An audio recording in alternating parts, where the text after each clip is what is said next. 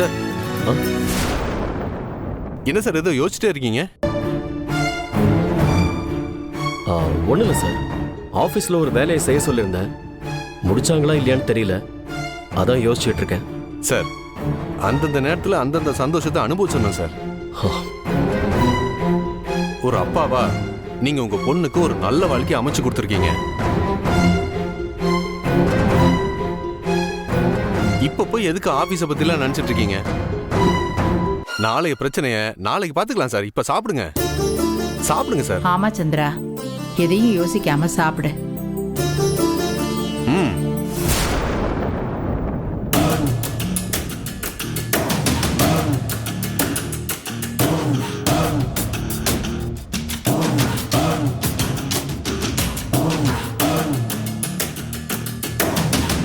இங்க எல்லாரும் அன்பரசியும் விஸ்வாவும் சந்தோஷமா இருக்காங்கன்னு நினைச்சு சந்தோஷமா இருக்கீங்கல்ல? அந்த சந்தோஷம் இன்னும் கொஞ்ச நாள் கூட நிலைக்காது. நான் சந்தோஷமா இருக்கவும் விட மாட்டேன்.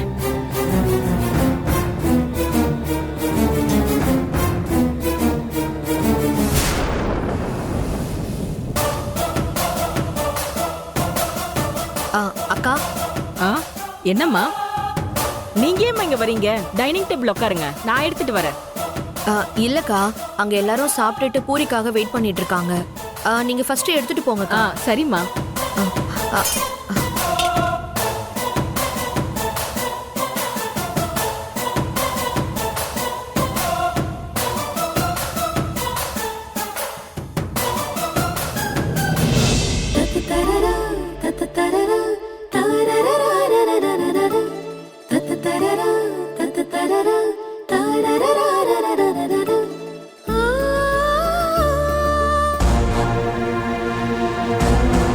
இந்த எண்ணெய் கொதிக்கிற மாதிரி இப்போ என் மனசு கொதிச்சுக்கிட்டு இருக்கு. நான் இன்னைக்கு இப்படி இருக்கிறதுக்கு காரணம் நீ மட்டும்தான். உன்னை சந்தோஷமா இருக்க விட்டுருவேனா?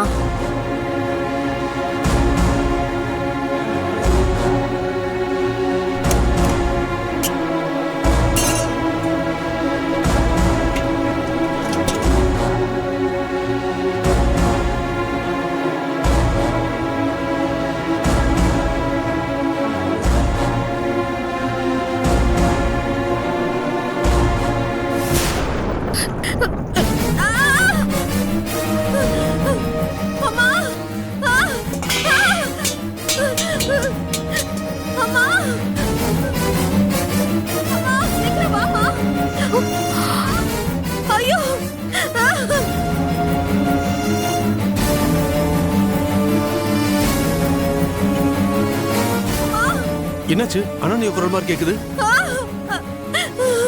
அனன்யா கத்துற மாதிரி இருக்கு. ஆமா சார், என்னன்னு பார்க்கலாம் வாங்க. என்னாச்சு அவளுக்கு?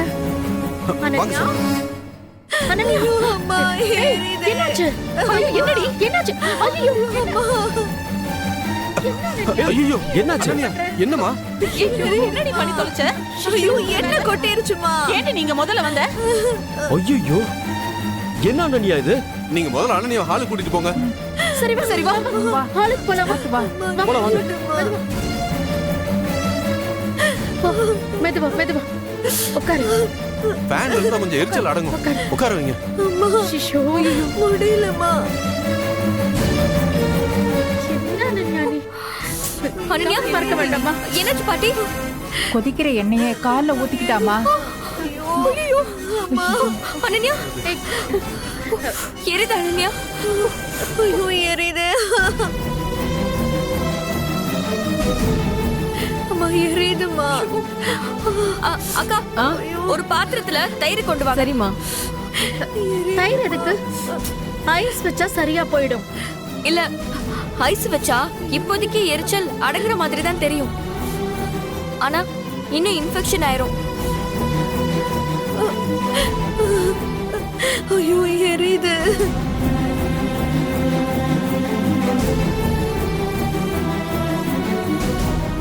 ஒண்ணுல கொஞ்சம் பொறுத்துக்கோ. தயிர் கொஞ்ச நேரம் வச்சா சரியாயிடும்.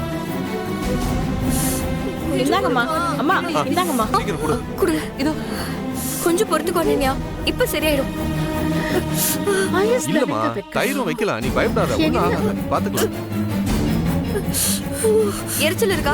இது கொஞ்சம் பொறுத்துக்கோ அனன்யா. ஐயோ அப்பா, உடனே டாக்டருக்கு ஃபோன் பண்ணுங்கப்பா. சரிப்பா, நான் பண்றேன். ஐயோ ரொம்ப எரியுதுமா. ஒண்ணுல எனக்கு விக்கல் எடுக்கும்போது தண்ணி கொண்டு வாடினா கிச்சன் பக்கம் கூட போக மாட்டேன். இப்ப எதுக்குடி கிச்சன் பக்கம் போன? மா மா, நான் யதார்த்த மதமா கிச்சனுக்குள்ள போனேன். உள்ள போய் ஊறி போடலான்னு நினைச்சேன். உள்ள என்ன கால்ல கொட்டிக்கிச்சுமா. ஐயோ, அதான் தெரியாத வேலைய செய்யக்கூடாதுங்கிறது. காலையில இதே மாதிரிதான் ஆரத்தி எடுக்கிறேன்னு அன்பரசி மேல கொட்டின. இப்போ கொதிக்கிற எண்ணெயை உன் கால்ல ஊத்திட்டு இருக்க. இதெல்லாம் உனக்கு தேவைதானா? ஐயோ சித்தி, அவளே பாவம் வலியில துடிச்சிட்டு இருக்கா. அவளை போய் திட்டிட்டு இருக்கீங்க. Okay doctor. மா, டாக்டர் இப்ப வரேன்னு சொல்லியிருக்காரு. சரிப்பா. ஐயோ எரியுதுமா. பாத்தீங்கல்ல, இவ வந்த நேரம் எல்லாமே தப்பு தப்பா நடக்குது. விளக்கு அணைஞ்சதுக்கு காத்தடிச்சு அணைஞ்சிருக்கும்னு சொன்னீங்கல்ல, இப்ப பாருங்க என்ன கொட்டி இருக்கு. இவ ராசி இல்லாதவங்க. நான் சொன்ன எங்க கேக்குறீங்க? என்ன பத்மா நீ எல்லாத்துக்கும் ஒரு காரணம் கண்டுபிடிச்சு அதுல அன்பரசியை சேர்த்து சொல்லிட்டு இருக்க. நீ இன்னும் நம்ம அன்பரசியா வேற வீட்டு பொண்ணாதான் நினைச்சுக்கிட்டு இருக்க. அவ நம்ம வீட்டு பொண்ணாகி பல நாள் ஆயிடுச்சுமா. இனி அவளுக்கு ஒரு கெட்ட பேர்னா அது நமக்கும் தான். இனிமே அவளை யாரும் சந்திரசேகர் பொண்ணுன்னு சொல்ல மாட்டாங்க. விஸ்வாவோட ஒய்ஃபு பத்மாவதியோட 2வது மருமகன் தான் சொல்லுவாங்க. உன்னை புரிஞ்சுக்க. அவளை அசிங்கப்படுத்தாத நினைச்சுக்கிட்டு உன்னை நீயே அசிங்கப்படுத்திக்காத.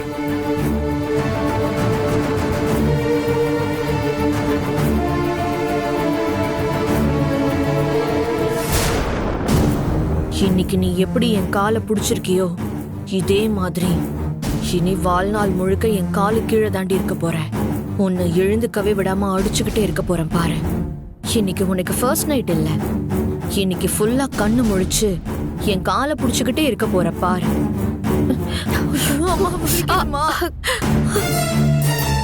ஐயோ இருடி, கொஞ்சம் பொறுத்து பாருங்க. கொஞ்சம் இரு. வாங்க டாக்டர். இங்க பாருங்க. அனன்யா கால்ல எண்ணெயை கொட்டிக்கிட்டா. கொஞ்சம் பாருங்க. காலை கொஞ்சம் ஸ்டடியா வச்சுக்கோமா.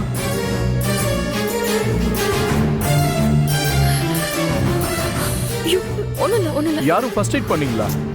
ஆமா டாக்டர், நான் ஐஸ் கியூப்ஸ் வைக்க சொன்னேன். தோ இவதான் தயிர் வைக்கிறேன்னு என்னமோ. I don't know. பிரில்லியன்ட்.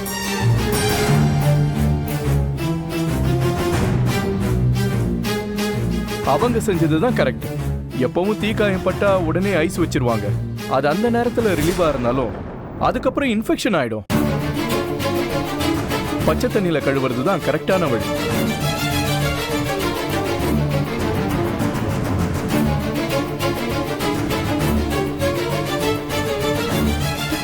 ஒன்னும் ஆகலமா, பெருசா ஒன்னும் அஃபெக்ட் ஆகல. இவங்க கொடுத்த ஃபர்ஸ்ட் ட்ரீட்மெண்ட் அவங்கள பாதி சரி பண்ணிடுச்சு. நான் டேப்லெட் எழுதி கொடுக்குறேன், அது மட்டும் வாங்கி கொடுத்தா சரியா போயிடும்.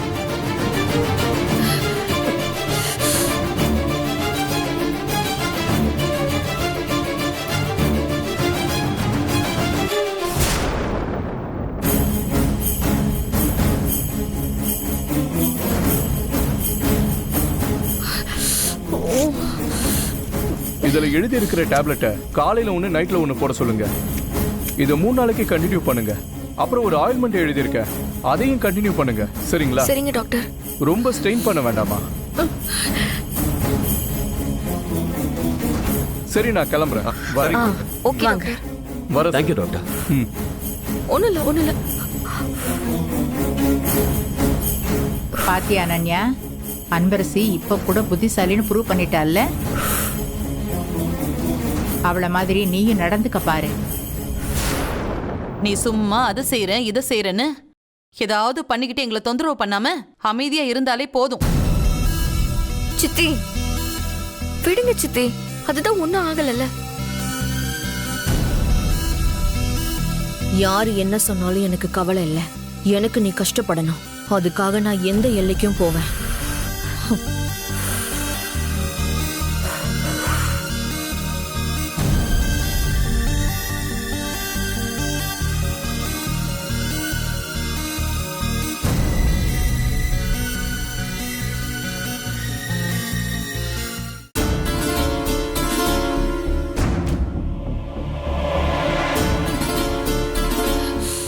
கால் எடுத்து மேலவே பார்த்து.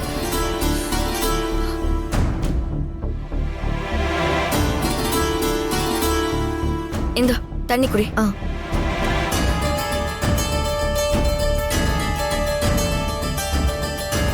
இந்தா இத போட்டுக்கோ. இந்த காயத்துக்கெல்லாம் எவ்வளவு மாத்திரை போட்டாலும் கண்டிப்பா வலிக்கும். பொறுத்துக்கிட்டு தூங்க பாரு, சரியா?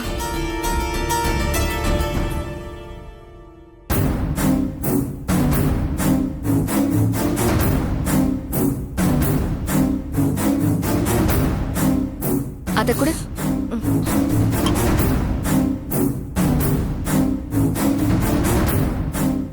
அன்பரசி, நீ ரூமுக்கு போ. நான் இவளை பாத்துக்கிறேன். நல்ல நேரம் வேற முடிய போது. அங்க விஸ்வா வெயிட் பண்ணிட்டு இருப்பாரு. போ.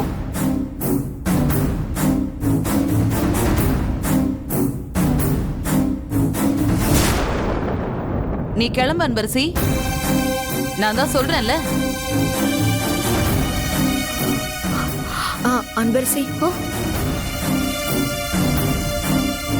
எனக்கு கால் ரொம்ப வலிக்குது. நீ எனக்கு டாக்டர் கொடுத்த ஆயின்மெண்ட்டை காலில் போட்டு விட்டுட்டு போறியா? ப்ளீஸ் அன்பரசி.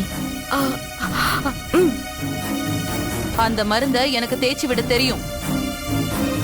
அன்பரசி, அந்த மருந்தை என்கிட்ட கொடு. இன்னைக்கு உன் வாழ்க்கையில ரொம்ப முக்கியமான நாள். இந்த நேரத்துல இவளுக்கு போய் பணிவிட பண்ணிட்டு இருக்க. அங்க விஸ்வா தனியா இருக்காரு. நீ போ. இதெல்லாம் நான் பாத்துக்கிறேன். இல்ல சித்தி, விஸ்வா ஒன்னும் தப்பா நினைச்சுக்க மாட்டாரு. அவருக்கு என்னை பத்தி நல்லா தெரியும். அதுவும் இல்லாம அனன்யாவும் நீங்களும் இங்க ஏன் வீட்டுக்கு வந்திருக்கீங்க? இந்த நிலைமையில அனன்யாவை நான் எப்படி விட்டுட்டு போக முடியும்? நீங்க போய் படுங்க, நான் அனன்யாவை தூங்க வச்சுட்டு போறேன். இல்ல அன்பரசி, நான் என்ன சொல்றேன்னா... சித்தி, நான் தான் சொல்றேன்ல, நீங்க போங்க.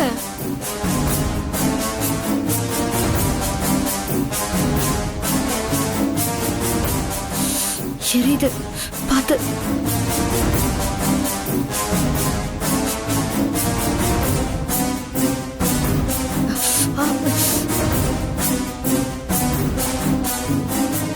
ஏன் அன்பரசி, நல்ல நேரம் வேற முடிய போகுதுன்னு அம்மா சொல்றாங்க. பா, எல்லா பொண்ணுங்களுக்கும் ஃபர்ஸ்ட் நைட்டுங்கிறது சொல்ல முடியாத ஒரு சந்தோஷமா தான் இருக்கும். விஸ்வா கூட சந்தோஷமா இருக்க வேண்டிய நேரத்துல எனக்கு போய் இப்படி ஆயிடுச்சேன்னு ஃபீல் பண்றியா அன்பரசி? வாழ்க்கையில எனக்கு எல்லாமே லேட்டா தான் கிடைச்சிருக்கு. எப்பவுமே நான் கிடைச்சதை வச்சு சந்தோஷப்படுவேனே தவிர கிடைக்காததை வச்சுக்கிட்டு ஏங்கிட்டு இருக்க மாட்டேன். அதை விட எனக்கு நீதான் முக்கியம். அன்பரசி, பொய் சொல்லாத. நீ மட்டும் அப்படி நினைச்சிருந்தா விஸ்வாவை நான் உயிருக்கு உயிரா விரும்புறேன்னு தெரிஞ்சிருந்தோம் நீ கல்யாணம் பண்ணிருப்பியா?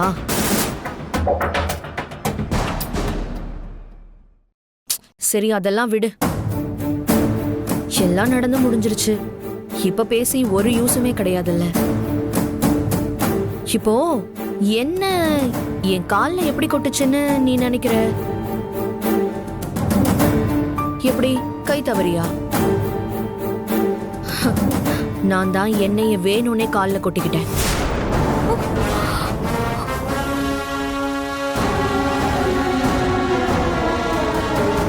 ஆமா, நானே எடுத்து கொதிக்கிற எண்ணெய என் கால்ல ஊத்திக்கிட்டேன்.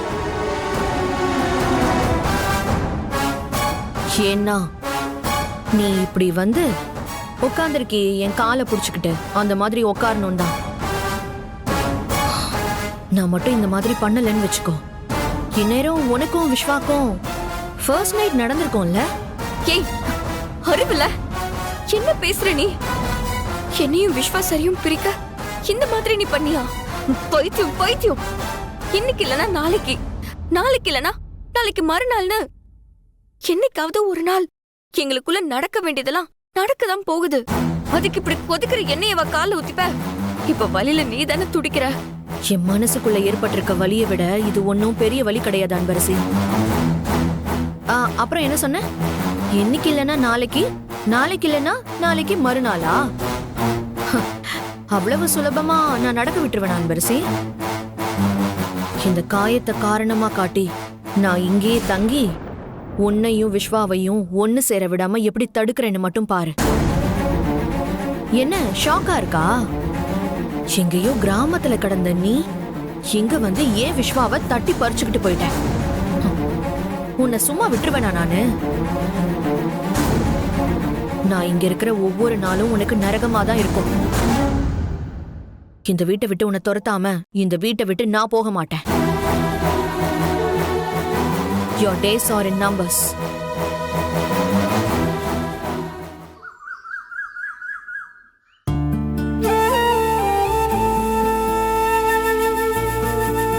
நான் கிளம்புறேன் அன்பரசி.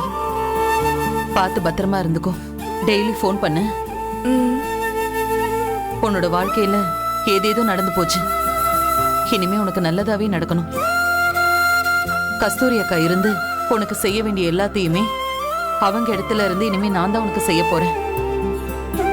நீ எதையும் நினைச்சு வருத்தப்படக்கூடாது.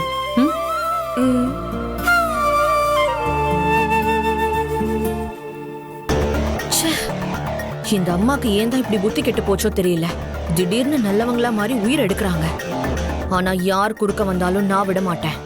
அன்பரசி அசிங்கப்படுத்தி அவளுக்கு பைத்தியக்கார பட்டம் கட்டி இந்த வீட்டை விட்டு விரட்டி அடிக்கிறேன். அப்பா, என்ன ஆசீர்வாதம் பண்ணுங்க. அன்பரசி வேண்டாம். நானும் அம்மாவும் ஒன்னா சேர்ந்து நின்று உனக்கு ஆசீர்வாதம் பண்ணுவோன்னு நினைச்சேன். ஆனா இப்ப நான் தனியா நிக்கிறேன். அப்பா, ஆனா அம்மு கண்டிப்பா இங்கதான் எங்கேயாவது இருந்து எல்லாத்தையும் பார்த்துட்டு இருப்பா. அவ உனக்கு எந்த கஷ்டத்தையும் வரவிட மாட்டா. கண்டிப்பா உன்னை நல்லா பாத்துக்குவாமா. நீ நல்லா இருக்கணும்மா, சந்தோஷமா இருக்கணும். இந்த ஜென்மத்துல எனக்கு இருக்கிற ஒரே சந்தோஷம் நீயும் அண்ணனியாவும் மட்டும்தாம்மா. அவளை நீதாம்மா பாத்துக்கணும். சரிங்கப்பா. விஸ்வா, என் பிசினஸ் லைஃப்ல நான் எவ்வளவோ அப்ஸ் அண்ட் டவுன்ஸை பார்த்துருக்கேன். அப்பெல்லாம் என்கிட்ட குறையாம இருந்த ஒன்னே ஒண்ணு என்னோட கான்ஃபிடன்ஸ் மட்டும்தான். எதுக்காகவும் எப்பவும் நான் யார்கிட்டயும் கையேந்தி நின்னதே இல்லை. ஆனா இப்போ உங்க முன்னாடி என் குட்டிமாவோட அப்பாவா சாதாரணமான ஒரு சந்திரசேகரா நிக்கிறேன்.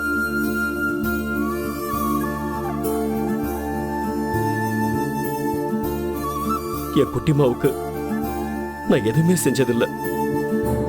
அந்த கடவுள் அவ வாழ்க்கைய உங்ககிட்ட கொண்டு வந்து சேர்த்திருக்கான். என் பொண்ணை நல்லா பாத்துக்கங்க. நீங்க நல்லா பாத்துப்பீங்க, எனக்கு தெரியும். சொல்ல வேண்டியது என் கடமை. ஐயோ அங்கிள், நான் இப்படி சொல்றது கொஞ்சம் அதிகமா கூட தெரியலாம். நான் என் உள் மனசுல இருந்து சொல்றேன். நீங்க அவளை பார்த்துக்கிட்டதை விட 100 மடங்கு நான் அவளை நல்லா பார்த்துப்பேன். விஸ்வா, அன்பரசிக்கு நீங்க ஒரு நல்ல புருஷனா மட்டும் இல்லாம அவ கனவுகளை ஜெயிக்க உதவுற ஒரு நல்ல தோழனாவும் இருங்க. அன்பரசிய பத்திரமா பாத்துக்கங்க. மேடம். பத்மா மேடம், அன்பரசி அம்மா இல்லாத பொண்ணு. இவளுக்கு இனிமே நீங்க தான் எல்லாமே. இவ சின்ன பொண்ணு. இவ ஏதாவது தப்பு பண்ணா கூட நீங்க தான் பெரிய மனசு பண்ணி இவளை மன்னிக்கணும்.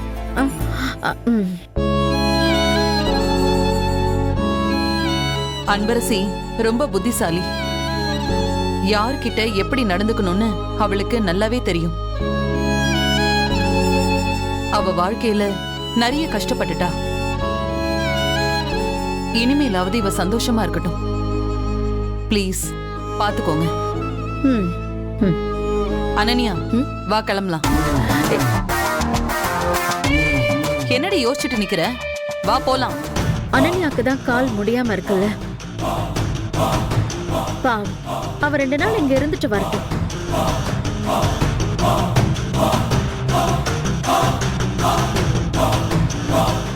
அதுக்கு இல்லங்க.